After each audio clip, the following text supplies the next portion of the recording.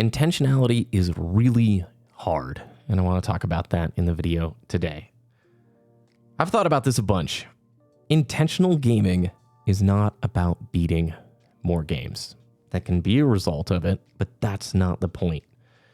I didn't even really know what intentional living or this intentionality thing was until last year. If you've been around the channel a bunch, you know I talk about tips and ways to try and get more from your free time, to enjoy what you're playing a little bit more, to beat more games on your backlog, all that stuff. And we keep it focused on gaming, but most of the themes kind of extend into real life. For me, last year, intentionality was realizing that I wasn't having that much fun with the live service multiplayer FPS games that I've been locked into for a decade or more. So I pressed pause on multiplayer, took a break, started picking single player games one after the other, playing them, beating them, reviewing them on Backlogged or talking about them here on the channel. And now I can look back and have this huge sense of accomplishment. It was awesome. And it was going great until about March or April of this year. And that's when I totally fell off the intentionality train. Not like overnight, it was like a little bit here and there. And let's be real, 2025, intentionality is not the normal. Everything around us, our apps, our notifications, our social media, our video content, it's designed for reaction and distraction. It's a constant battle to try and just enjoy life a little bit more, or to not be sucked into all these algorithm traps that are basically everywhere at this point. Even businesses, like, maybe it's because I'm getting older, but I don't think that's the case. But a decade ago, none of this was ever on my mind. I feel like the world, as we move into the more algorithmically obsessed universe, and it's going to get worse with AI, I think, but it's not as fun. It feels inauthentic, and like everything is just there to squeeze us as dry as possible, right? To get as much engagement from us as possible. And it is super hard. So what ended up happening is I didn't set quarterly goals for the second quarter of this year. And here we are in July, and I'm going, oh my gosh, we're over halfway done with this year. What is going on? I started not finishing a bunch of games, not planning my downtime, just sort of floating around, starting to scroll social media again. It wasn't like horrible, but I just got tired of that whole ultra structured way that intentionality or mindfulness or whatever you want to call it is. And I'm trying to remind myself intentionality isn't about being robotic. It's not about being a productivity monster. And it's not about, mindlessly finishing every game in your backlog or sticking to a schedule. I think it's about awareness. It's about choosing depth over distraction and presence over autopilot. As I've thought about a lot of the tips and the videos that I've created, I hope the message people take away from it isn't like, if I'm more intentional, I beat more games. If I beat more games, I'm a happier person. That's like not it at all. There is total satisfaction, I think, in choosing a higher quality leisure hobby or a better way to spend your time. I think it's the same reason. Go scroll shorts on your phone for 30 or 40 minutes. You're not going to feel great at the end of that session, most likely. There's probably going to be some banger videos in there because the scientists know, like every fifth video, show them something cool. For me, seeing giant rocks roll down these hills, I don't know if you've seen those videos where like they'll be on top of something super high up, they roll the rock, it smushes and blows up at the bottom, and all the guys are like, whoa, yeah, those get me. They get me.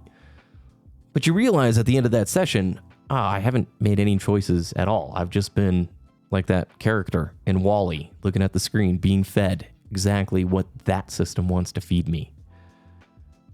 Research has shown intentional living reduces stress and boosts overall life satisfaction. When we're mindful, we experience life more vividly. I know I talk about it in the context of gaming, but it's everywhere. It's totally with real life. It's very easy to slip out of that intentionality wave. Our environment thrives on our attention and distraction, and it takes a bunch of energy to be intentional. Think about it, cooking a meal that you bought ingredients from the store for. That is tough when you're tired. It's a lot easier to just pick up fast food on the way home. I haven't done it in forever because it's like $1 million, but it used to be DoorDash, right? It used to be like, I'll just DoorDash that. I haven't touched it since it's like, oh, cool, a $10 burrito is $46 or whatever to get it delivered. But it is easy to eat out instead of packing a lunch the night before.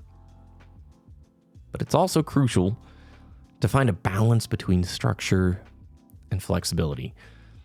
For me, I'm trying hard not to get into the little guilt loop, right? Of, hey, you started using Twitter more. You weren't playing in your downtime. You haven't been very intentional with the games you've been playing, all that stuff. Like, I hate that. I don't want it to be this thing where you give yourself that self kind of guilt. Okay. But it's okay to also notice and recalibrate. I finished the Guardians of the Galaxy game. Super awesome in the last few weeks. I finished Halo Reach on Legendary.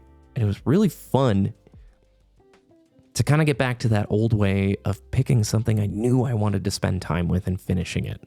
This is one of the weirder commentaries I've put out there. I know that. But it feels like typically when I make these or talk about just what's on my head and my heart, there's like a dozen people in the comments who go, yeah, I've been feeling very similarly.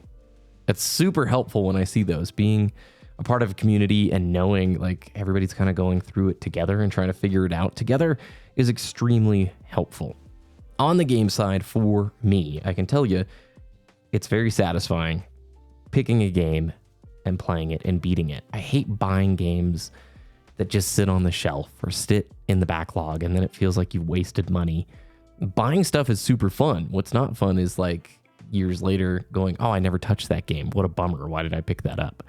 So there is a lot of joy in finishing and getting value out of the stuff that you want to. But at the same time, too, that's not the whole point, like with gaming. If you're having a good time, that's what matters with the hobby. And that's, I think, the point with the intentionality is, are you getting meaningful fun out of it? I picked up a bunch of games this last Steam sale that are not things I really care about beating or finishing. I'm playing Just Cause 3. Sure, it's got a campaign, but I just play it to blow stuff up and slide around and move in the universe. It's fun. Like the movement sandbox is a great time. And Jurassic World Evolution 2. That's really great. And sure, it's like a short campaign. I'm almost done with it, but it's like a forever game. You boot it up, you play some sessions, and that is really, really cool. It's just reminding ourselves, meaning, distractions stink. How do we focus on the stuff that brings joy and cut down on the things that don't as much? So anyway, if you enjoyed the video, please let me know with a thumbs up. Subscribe if you're new and if you enjoyed it. Huge thanks to all the Patreon members. I appreciate all of you very much. Hope everybody's having a great week.